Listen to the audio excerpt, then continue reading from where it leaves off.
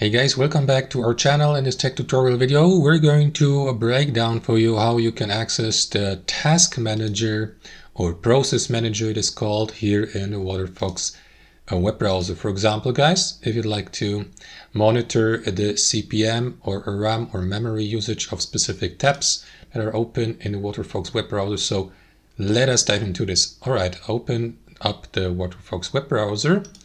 And what you need to do, guys, is simply click into these three lines in the top right and navigate to More Tools here. Click into it, and from there, simply select Task Manager or use the shortcut Shift Escape. That is going to open up the Task Manager in a new tab. As you can see, and here we'll see a list of all processes, including tabs that are ongoing in your Waterfox web browser. Here to the right with the memory and CPU. So use it. So if you'd like to close